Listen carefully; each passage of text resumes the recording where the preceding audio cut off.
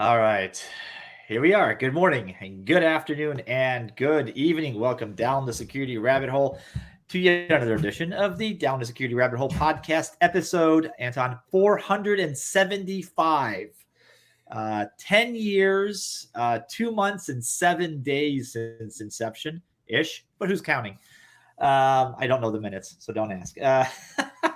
As we roll along in the live stream and do all the video and all the awesome stuff. All right. This episode, is if you guys are watching on the live stream or if you are watching the video, and if you're not, you should have been. We've got two guests. One, can I call you an oldie but a goodie, Anton? I guess so. Yeah, You'll have to. Yeah. I call you a gray beard, but I don't think No, you're not a beard guy. I have a great And then, hair. Here. Yeah, you got a great answer. You got great. We got that going on too. And somebody who's absolutely not a stranger to the podcast, Philippe's going to join us as well. So, all right, we're going to set this up like this, guys. It has been a long ride in security. We have talked about the idea of block and allow lists for a million years. We tried to pretend like it was threat intelligence. Newsflash, it's not. Anton's got the blog to prove it, from 2014 of all times. But there's more going on in the space. So we're going to talk about that today. I'm going to go my left to right. I don't know what that looks like on your screen, but hopefully left to right. And we're going to start with Philippe. Introduce yourself and say hi. Hi guys, so I'm Philippe, CEO of CrowdSec, and we are actually generating some lists, whatever we will call them at the end of the show. There might be block lists, it might be blacklist, it might be CTI. We'll name it. Next to him is Anton Chervakin, who have no real stake in this particular game, but as a former analyst, I do have, drumroll, opinions. Yeah, you've been known to, but you sort of live in that world where you've got SOC knowledge, you've got threat data, intel knowledge. You've even dabbled in the SIM, the black art of SIM, and the magic, the dark magic of SIM. All right, Philippe, I want to get you to kick this off because you guys have a platform that does what and to what end, and then we'll go from there. All right. So the platform basically is about an IDS. So it's detecting, when you get aggressed. And every IP that is aggressive toward your system is being reported to the network. And we do a curation of those signals, not to get poison or not to get false positives. And then we share back those IPs with all the users within the network. So if someone is aggressing, say, Anton, and Anton is reporting the IP for being, doing bot scalping or port scan or whatever, then you, Rafael, will know about this IP and be able to block it. Okay, so that seems like an approach that has been tried before. And not to diminish what you're doing, but it has been done before. I would say in two phases, about 15-ish years ago, it became part of one group that kept a list of bad IP actors, but that was in a different world, right? The time when IPs were allocated to a company or to an organization for much longer lifespans than today, because we'll get that in a second. But the utility of that, at first it was a couple bad IP addresses, and then that number started growing. Yeah. And the utility of that decreased, and then we got into cloud computing, and then none of that mattered. And so we sort of started throwing that away, and then threat intelligence became a thing. That's like the second phase. And as Anton nicely points out in 2014, it's not threat intelligence until you actually act on it. So it was just mildly potentially useful threat data, a la IP addresses. But you're taking this approach is different fundamentally. Yes, because you are adding an element of crowdsourcing, validation, and rapid reanalysis. So you're not saying block this IP address forever. You're saying, hey, some people have seen this. Some people have validated this. Go ahead and implement it. So does that sound right, Philippe? Yeah, actually, you know what? Our saying, our quote is, IP reputation has bad reputation. And there are reasons for that. Actually, if you look at something like I use IPDB, for example, there are IP addresses in there that are in age of driving a car or buying alcohol. or smoking cigarettes, and that's not normal, because how do you act on that? They are outdated like hell. Some of them, not all of them, but most of them. And if you look on the other end, for example, to Anton's job, when you're an hyperscaler, your IP sometimes change hands in a matter of a quarter, like 15 minutes, And how do you rank an IP? Because it's not only like about what it did in the past, it's not about it's also who is behind it. So what we do indeed is like cleaning up automatically the database of any and all IPs that are not doing any further shenanigans for a certain amount of time. For now, the threshold is set at 72 hours because of the size of the network. But the bigger the network, the lower the threshold, obviously. And it's critical for us all to be able to leverage a reliable IP database, whatever we call it. So since we're instructing our users to ban them on site, we have to be 100% sure that those IPs are very notorious right now and they're not triggering false positives. So that's why we do a lot of curation. And that's why we have a consensus system where people are not voting directly, but machines are voting. How many times they saw the same signal, where, and it was it recently, and so on and so forth. So that's why we do extreme curation around the signals. Yeah. So the magic is in agility, right? The magic then is in agility, not in, because the system where some entities report badness and some kind of clearinghouse spreads badness to have a pace to see the badness.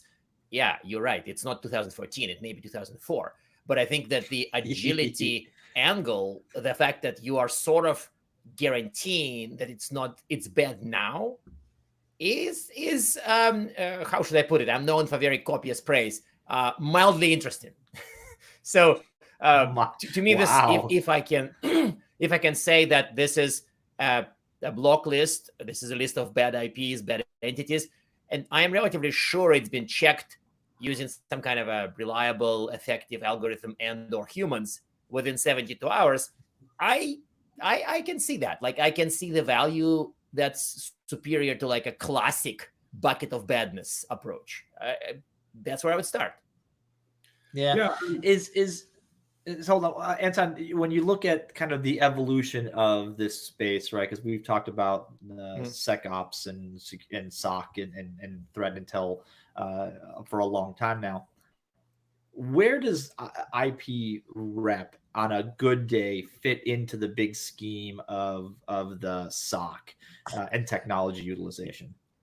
I feel like I want to start with the fact that to me, the most harm to the space was done by people who confused IP block lists with threat intelligence, or even frankly with to me, threat data is that's a whole other dimension which never really started being used in the industry. But the point is that you're not selling intelligence.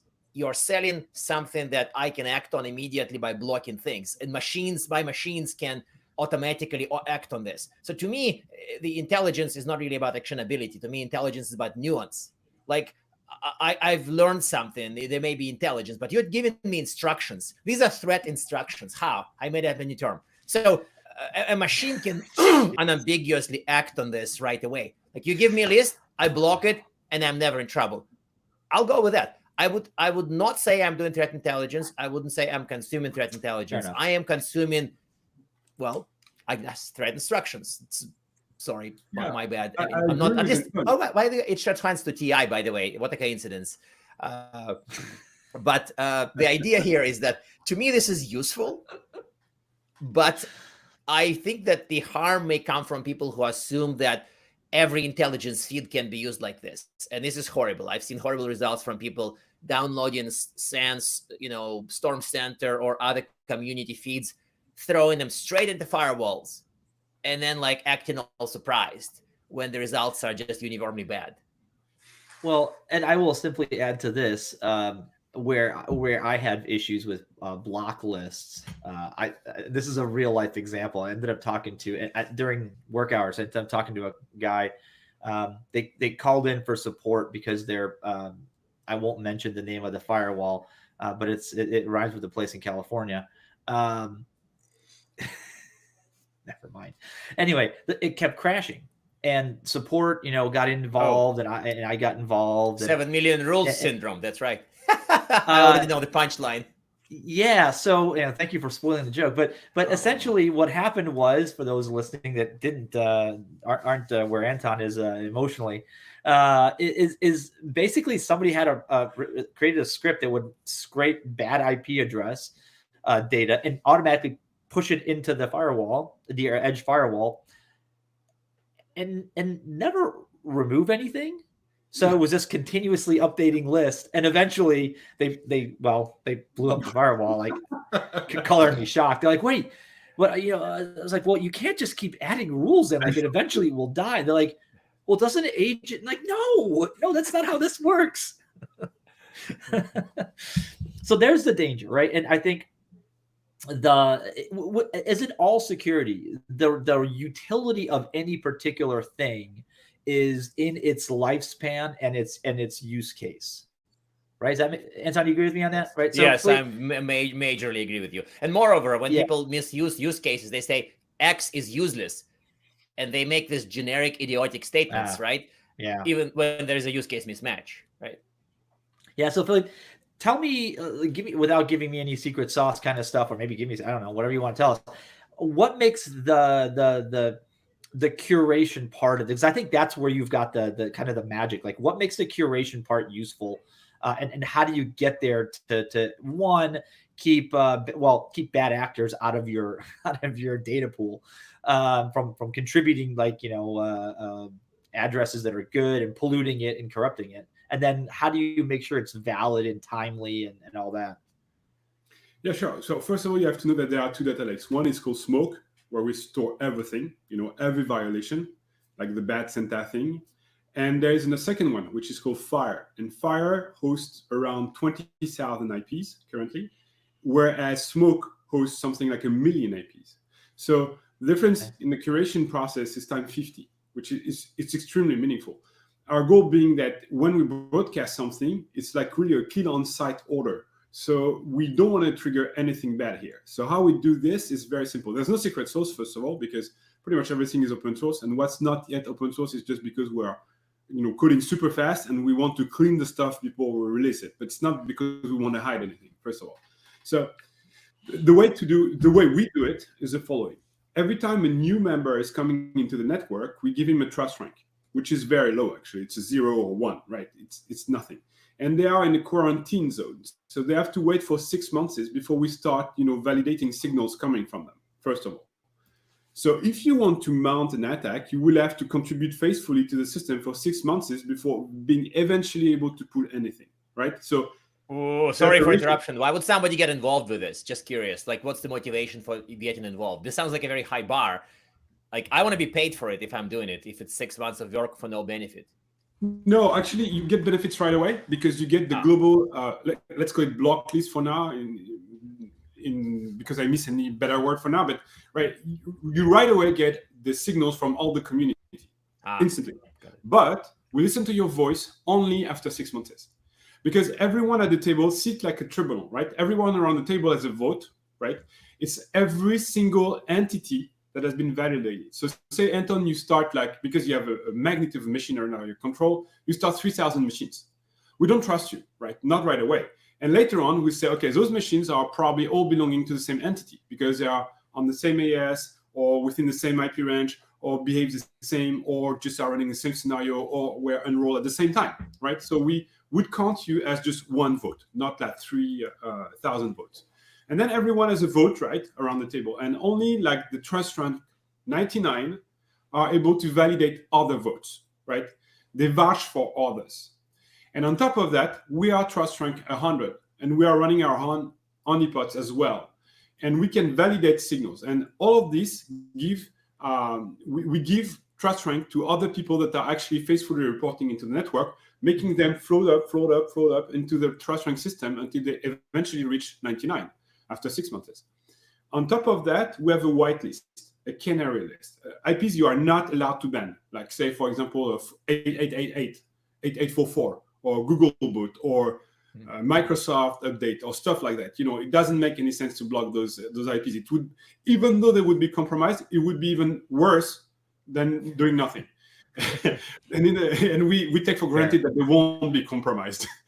And in the last resort, we have an AI systems that are actually looking for signal noise to ratio that are very low. Like, for example, imagine like the extreme case would be like 64,000 machines just scanning one port each.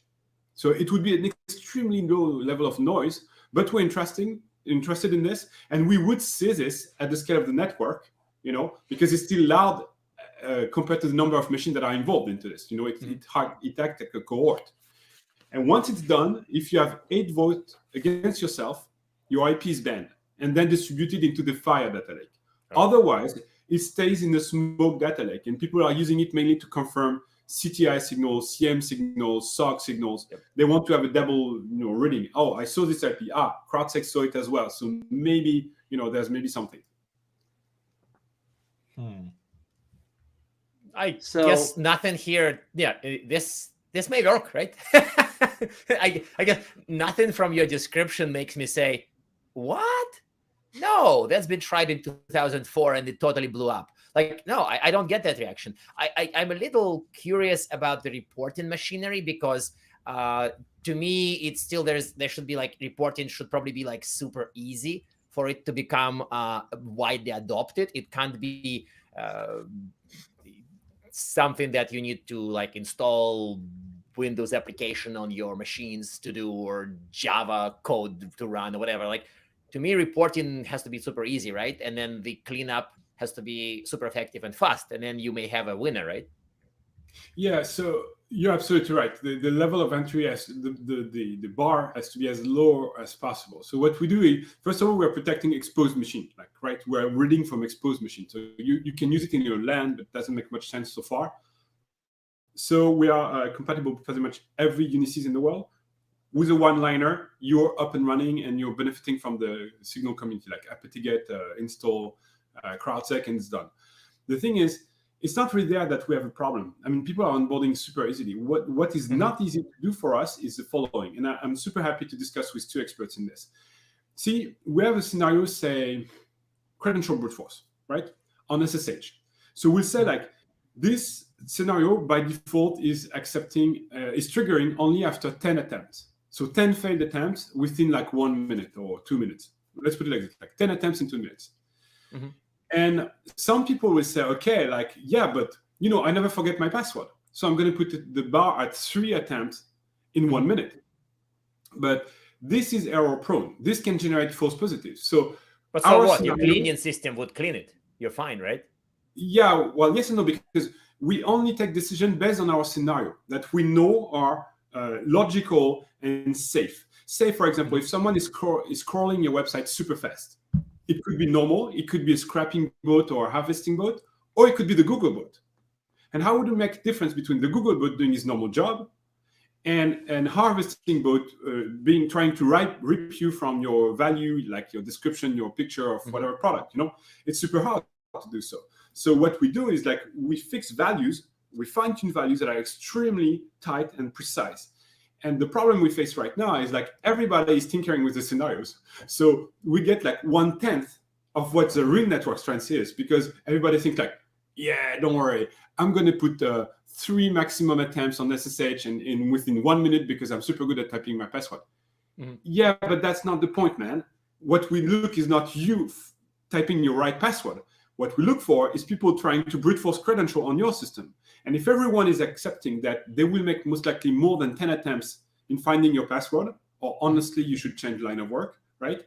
Then we would see the signal and we can validate this signal as being a sure kill and then confirm this IP within the whole network.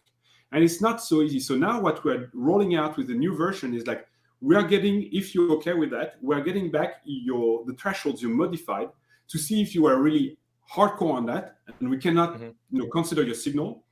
Or if no, it's fair enough. Yeah, Rafa said like 4 attempts instead of 5 in a minute instead of 2. Okay, it's not that bad. We can consider that Rafa is faithful to the system. But you're not considering just hard coding it to what you think is right? That's another choice, right? Yeah, but it narrows down to 1/10 or 1/10 of the people currently. So out of 10 users that uses the product, like 5 of them make modification to the default scenarios, and 5 of them and 4 of them are not sharing. So it leaves us with 1 out of 10 sharing with the pristine scenario.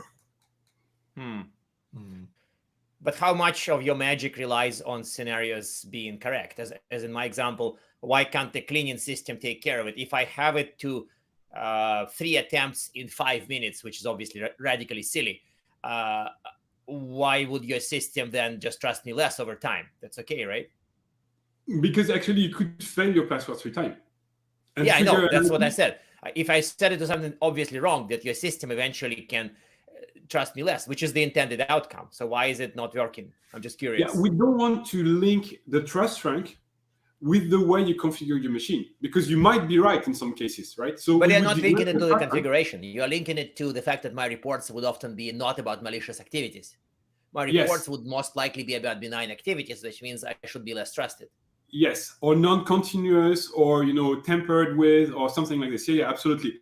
Now, if you tinker with the scenarios, actually it's an open source product and everything is readable, human readable. It's a YAML file, so you can configure everything you want, and that's the cool stuff about it, right? So, for example, myself, I modified one of my own scenario, which is a number of ports a machine will scan before it's triggered, and this is the Nmap scenario, right? And it was originally like 20 ports. So what I did is, for my own network at home, I don't trust my IoT system, right? But I have a wife. So how do I deal with this? Like, I have a Sonos speaker. I want my wife to be able to wire our music through Spotify to Sonos. And if I start isolating those, it's going to be a mess. And the wife acceptance factor is going to lower tremendously. So what I did is, like, I'm trusting my wife. I'm trusting my IoT until they don't do shit like scanning my network, right? So if they are looking around themselves for more than 10 different ports, then, I receive an alert on my phone saying, something is scanning you from the LAN, it sucks. And that's why, you can tamper with your scenarios, which makes sense. Actually, it's a toolbox. It's like a metasploit of defense if you want. You do whatever you want. Yeah, you know what? I mean, I know that I'll be the guilty party for bringing the ML unicorn into the otherwise gentlemanly discussion, but it sounds like some of the things are sort of the decent use case for some MLing, because it reminds me of the same correlation rules, right? How many password attempts is password guessing? In the good old days, 2004, whatever, people would always hard code and say 10 attempts in 5 minutes. I've wrote those rules. Right. This was one of the first jobs on SIM, right? But later on, like much later, we now have a few more tools to sort of figure out from the activities what is the right, or at least best way to put it. Like today, I bring up the password guessing counts as the best use for ML. You look at the logs, you have the sort of eventually confirmed password guessing, and your ML tells you, actually, for your network, 7 attempts in 47 seconds is the right barrier, and then you set to that, right? Like, this is not really that hard. That's how a network self-balance itself. That's why we don't want to punish or lower the thresholds or the trust rank, because the network will self-balance around each scenario, and the people will be right, and the network will be right. We won't be right, that's for sure. We just give default values for now, and it will evolve over time. So I absolutely agree with you. And how much this IP is being bad at nefarious at some point and will be clean the next day is also a tremendous stake for us, because 15 minutes is the time you can get an instance and release it. So this IP will be reduced right away. But what we see in reality from our data lake perspective is like 80% of the IPs that are nefarious over the internet are constantly nefarious. Right? 80. So what we want to be in the first place already is the first line of defense that is efficient. And when we talk CTI, I'll give back a good introduction to Rafael for the next part of the discussion. When we talk CTI, my problem is the following. CTI is interesting. Like, this is this kind of group of hacker behind this type of attack and so on. Okay, how do I leverage that? Honestly, it's cool. I know their name, I know their place, I know whatever they do, I know what they're interested in. How do I leverage that on a daily basis? So our point of view is like, your firewall, your load balancer, your Nginx, your, Magento, whatever, is directly fed with the IP you should block on site, period. Because CTI is for, high-level players like banks that want to know more about who is targeting them. But the average SMB, even large business, they don't care. They want just to be protected, period. That is a fantastic point, right? And this is one Anton made. And this is kind of what separates the threat data, potentially threat intelligence, and thread instruction. I like this. I'm going to use it. Damn it. I hate it when you make up terms that I like because it's not supposed to happen that way. You can actually be an analyst because that's the emotion analysts feel when another analyst invents a term. Stop it right now. You're going to send me down. This is not whiskey. Yeah, it's going to send me down. No, but so look, we have, Philippe mentioned it, and I like this because we have two different types of use cases here. One that says, I want to take in this data, I want to analyze it, I want to put it up against mine, I want to find its validity. And the other one is simply for rapid execution, right? If I trust you, if I trust CrowdSec, I say, okay, I'm going to trust you. I'm going to put your data in line to block potentially bad actors, but I'm not even going to take the word potentially. I'm going to say bad actor. Bad actor. No, not potential. Then, if you block potential, badness happens to you. Yeah, bad actor. Right. So this is bad actors. You say this is bad. I'm going to trust you, and this is it's a very interesting use case because I think this is what brings. I'm sorry to use this term, security to the masses. Right. We have, Anton, we've talked about security that is like geared towards the 5% of security companies that can afford to have a big staff and lots of tools and time and analysts and investigators and threat intels and hunters and all these things. And then there's like the other 95% of companies that are like, okay, so I've got some tech, I've got like a 3-person team and a service provider. Help me not get whacked. Yep. And I think this fills that. Give me something actionable to do. Minimal human interference, right? It takes a human out of it, makes like fast execution. I like it. I like where this is going. This is potentially, to quote Anton, this is potentially useful. But here's the question. Here's the question that I want to bring up to you, and hopefully it would pay, for my bill here. What is the accuracy you can live with as a business? Like, you will have false positives. I'm sorry, it'll happen. Now, there was a big debate on Twitter once when people argued about acceptable FP rates, and of course they did not bring any context. So some people said I want 99.9, and some people said I take 30% false positives for certain use cases. Once I met a company that had a tool that produced 10 alerts, 9 were false, 1 saved their bacon. They said 90% false positives, we'll pay more. We like that.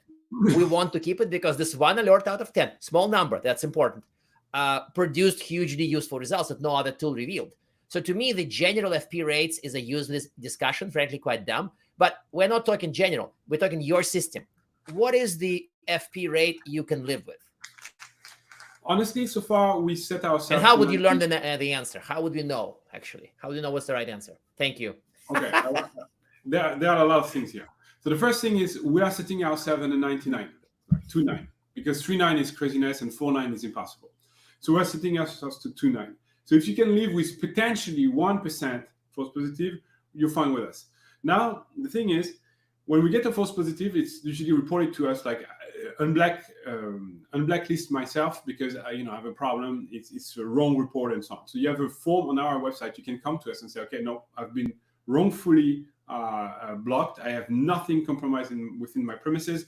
So your reporting was inaccurate. Please look into it. And what we think is the following, because it relates to another question you had before, like if people start pouring every CTI into their firewall, it's going to be a mess and not productive at all. So I will link back to this one with an example. Ledger came to us lately. Ledger, this cryptocurrency cold wallet, right?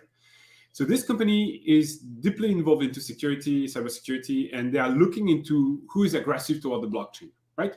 Say you're running a blockchain business.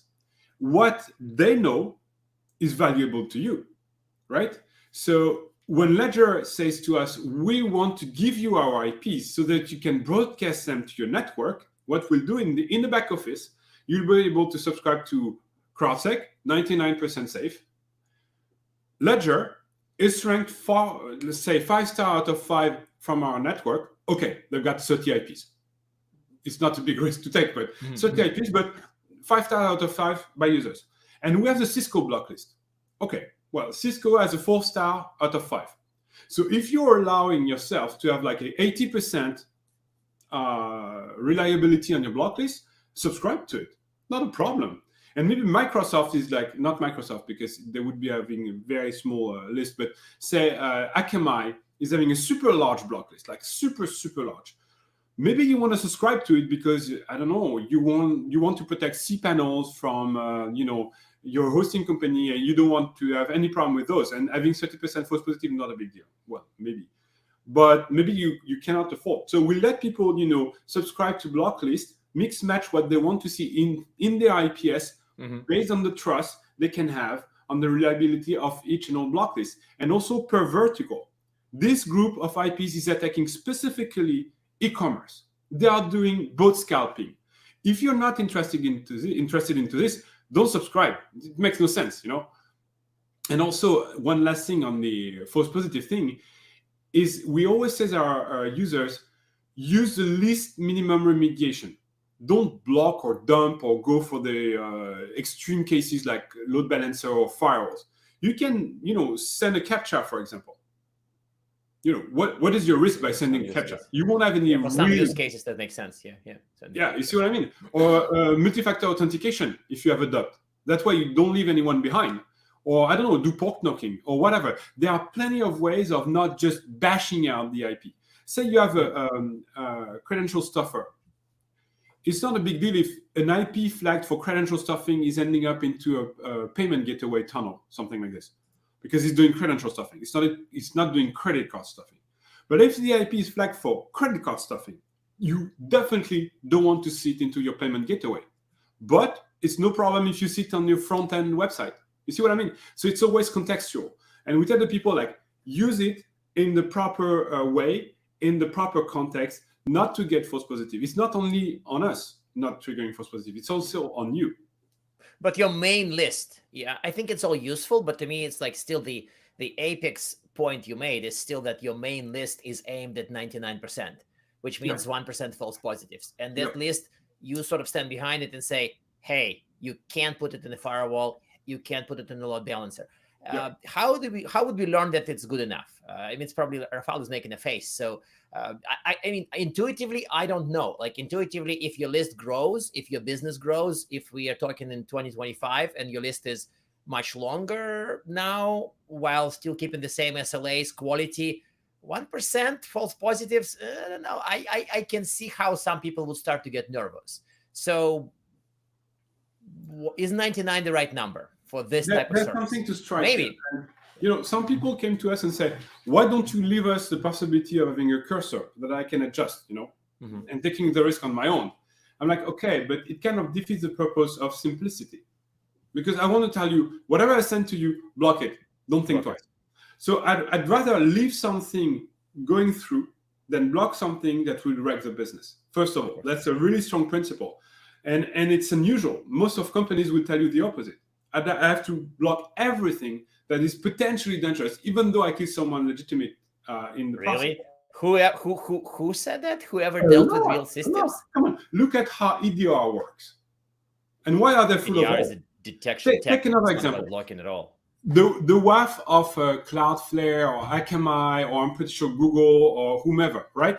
What do you have to do, guys? You have to let people pass through because you have script kiddies coding. You have PHP writers. They are novelists. They are not PHP coders. They are novelists. And they write some stuff and they hope it works. And obviously, you have to open the WAF like this. And you let people through, whatever you think about it. Look, every year, there are 10 bypass on every major WAF out there, right? Because you have to let people go through. If you block them, it's nightmare out there. So we have the same problem, but the thing is, we tell you, work by vertical and bring a logic answer to your problem. We have 20 different IPSs. You want to use a load balancer one? Fine. But assume that if you block someone that you could have blocked on the logic level, like Nginx, for example, or better even Magento, at the Magento level of thinking, you are unlikely to trigger a false positive. Extremely unlikely. If you block them on the firewall level, you're likely to block someone that is a legitimate user. That's pretty much it. It's about where you put your IPS more than what you get in your list. Anton, I'm hearing, and what's coalescing in my head is something that I have not heard a lot of talk about, and this is good. It's the use case application, right? It's the apply this in a manner that's specific to the use case with the data that's meant to drive that use case. Because it used to be block lists were just block lists. Now he's talking about, different kind of what they got caught doing, or what kind of badness they were effectively busted for, and then applying it at a firewall or at a load balancer, or actually inside the application at the API level, maybe, right? Because there are different places to import and utilize this data. I think this is a pretty interesting approach. And you're right there. Look, whether it's a WAF, whether it's, whatever else that protects applications, there's always going to be bypasses. And it's kind of hard it's kind of hard to fake it if you're going to be using an IP address, right? Yes, bad guys can rotate IP addresses quickly. But I don't think that you're trying to solve bad guys in general. I think you're trying to solve look, there's validity in solving a sizable that particular chunk of use case. problem would get solved, swept off the That's what we are doing. Like it's like almost reminds me of the like idiots who say antivirus doesn't work because there are bypasses, or antivirus doesn't work because there's like one type of virus one type of malware. Like, what is this? Like, if my antivirus kills 30% of viruses, that means I have 1/3 less. Why is it bad? So to me, this thinking is like my boss here wrote one of my bosses here wrote a blog about how binary thinking pervades security, and that to me is this, like, we're talking about the opposite here. We're not talking about like, oh, this Philip dude, oh, he fixed network security. He has the list. You put it in the firewall. You're safe forever. How about that? Give me money. Like, we're not doing that. We're saying there's some badness. Use his tool. It's probably pretty cheap, I'm guessing. And this badness goes poof, no badness. Why is it bad? That's good, right? Well, so you reduce the noise so you can see better signal, right? Bad guys will still get through, but you're now looking at, you're shortening the width of the funnel, right? You're making people, you're sifting out the obvious bad guys that are dumb enough to get caught somewhere else. It's not going to prevent, like, this isn't we're going to stop all 0 days. We're going to stop the first time that IP address is ever used, right? And we're not trying to solve world hunger here. The way but repeated actors. The way I see it is the following. The way we present it usually is the following. Before, they had a load of cartridges, and then the Gatling gun. And they would shoot at you constantly, and you would not defend yourself. Now we say this time is over, because IPs are not so cheap.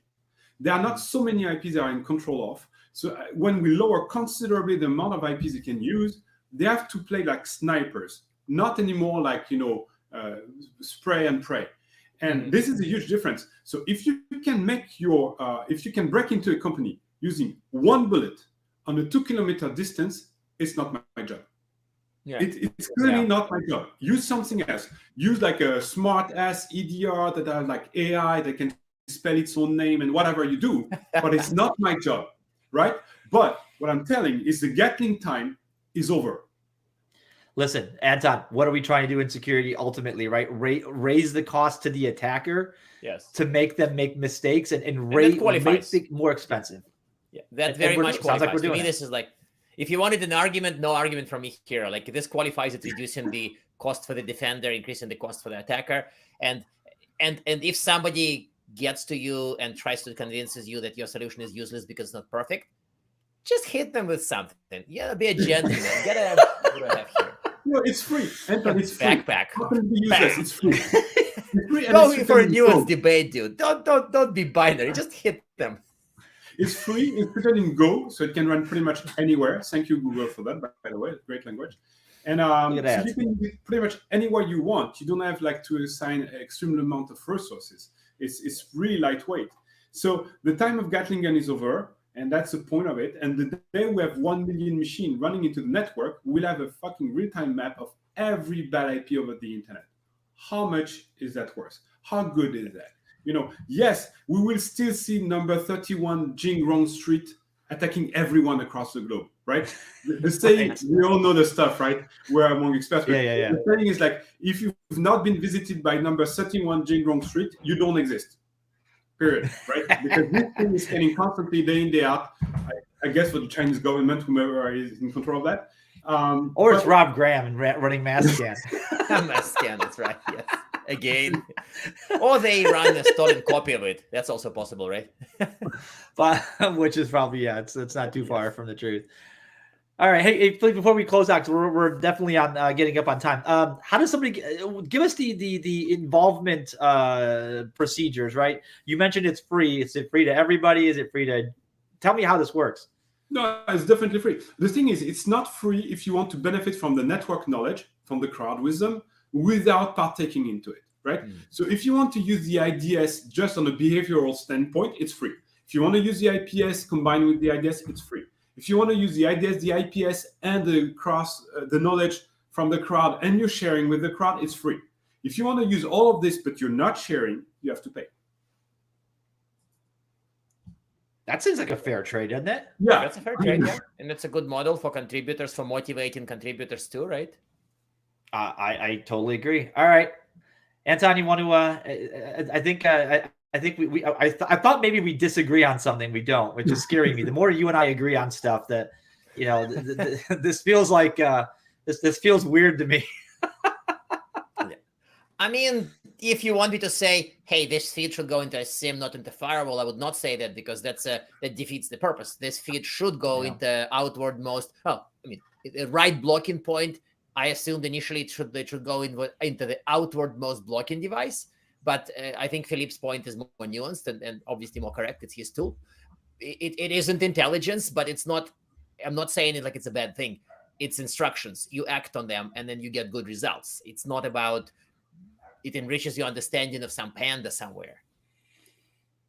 Yeah, well, look, if nothing else, we've coined a new term that Gartner's going to have to pay us to use threat instructions. That is a true definition of TI. I love it. I might actually reuse it. Do it. I do almost it. like you're gonna go run and copyright it. Fine, but buy me a beer though, because I cannot coin it. So yeah. You heard it first on Rabbit Hole. Yeah. That's right. You heard it here first, folks. Threat instructions. All right, guys, this has been fun. Thanks for joining me, Anton. Thanks for joining up and providing the expert commentary that only you can provide. For awesome platform, man. Give us the where and how. Where do people get it? You can go on crowdsec.net. Be careful not to put an X instead of the C, because you would end up in a different place. And I'm not sure it's the same. The CrowdSec is probably something entirely different. But CrowdSec, we provide everything you need. Wow. And on that note, we're just going to let that one just float by. I'm not touching.